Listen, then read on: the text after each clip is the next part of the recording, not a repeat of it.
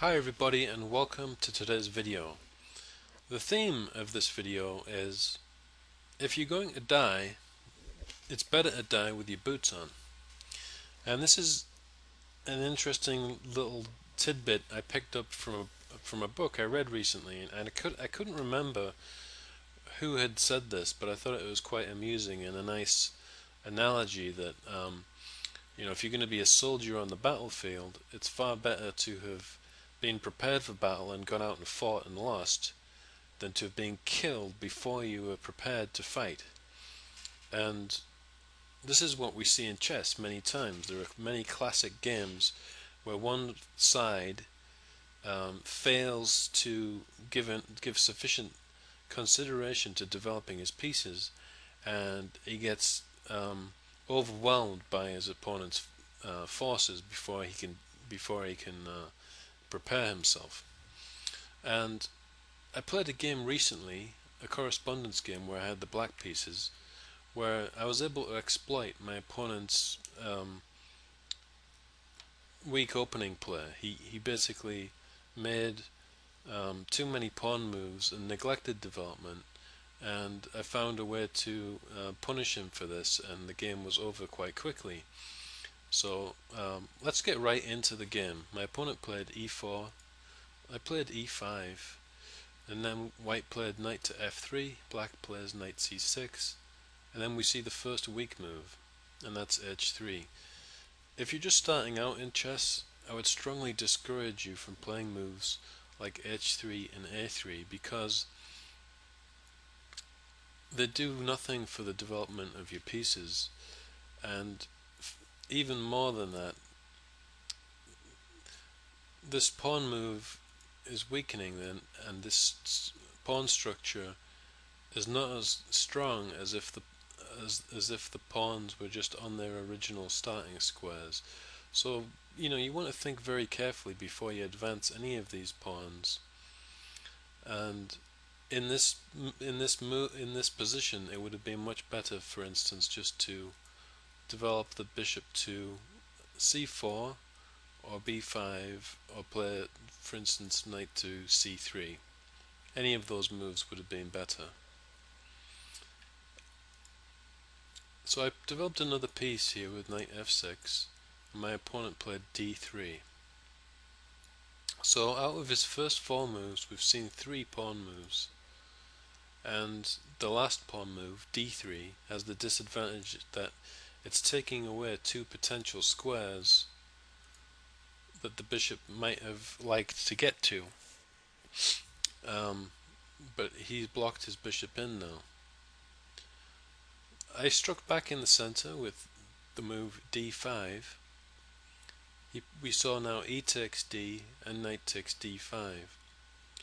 It would be a mistake for white to play c4 now, because this pawn on d3 would become weakened and a potential target for attack later.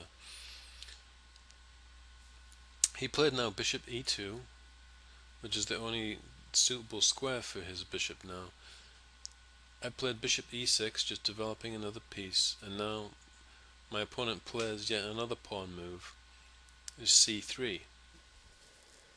So he's weakened his pawn structure on both the king and queen side, when a better move would have been simply to develop the bishop to c3, the knight to c3. I played bishop e7, so the minor pieces are all deployed and well coordinated, and now my opponent castled. So at least his king has been put into a safer position. At this stage I had the very basic idea of bringing my queen to the d7 square and then castling queenside. So queen d7, and now we see another strange move. So instead of developing the remaining queenside pieces, my opponent played now knight g5. So the basic idea here is that he wants to exchange off a bishop for his knight, but really he doesn't have time to do this, and so I immediately took the opportunity to just capture that knight and then gain a tempo on his bishop by playing f6. So he's forced to move away now, and I've already got a little bit of initiative on the king's side. So the simple plan is going to be to advance these queenside pawns and target this G3 pawn, because the castled position is being weakened by this pawn move, and also because of the because he's exchanged off the normal natural defender on f3, this king's position is even more fragile than it ordinarily would be. So he played bishop to h4 now, and I castled. So black can have a very comfortable game here and stands better than white. Bishop to g3. His queenside pieces on b1 and a1 are still undeveloped, and now I started my kingside operations with the move h5.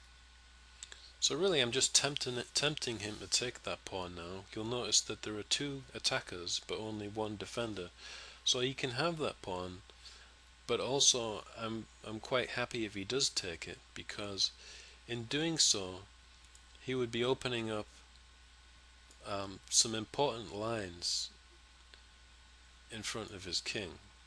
I mean, ideally, if I could get both of these rooks on open files in front of his king, it's going to be extremely difficult for him to defend that position.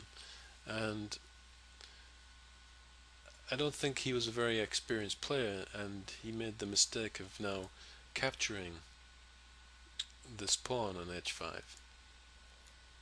So already things are looking quite rosy for black, and I decided to offer another pawn by playing g6. So if he takes this pawn, I'm going to get control of the g file as well, and in addition, with the pressure of these heavy pieces on the c8 h3 diagonal, I should be able to get an overwhelming position soon if things continue in this way. So now he played the move bishop takes g6, and I calculated very carefully here the possibility of playing bishop takes h3, and that's one of the nice things about correspondence chess, is that you can play it aggressively but without taking risk, because you can set the pieces up on a board and move them around and do all the necessary calculations before committing to trying a combination or opening the king's position like this. So I was able to analyze this very thoroughly before attacking, and I think the attack is fully justified because it opens the king's position, and because of black's significant lead in development, he can do this without being subject to a potential counterattack. Well, anyway, that concludes part 1 of today's video. I hope you'll join me for part 2. Thanks very much for watching, and goodbye.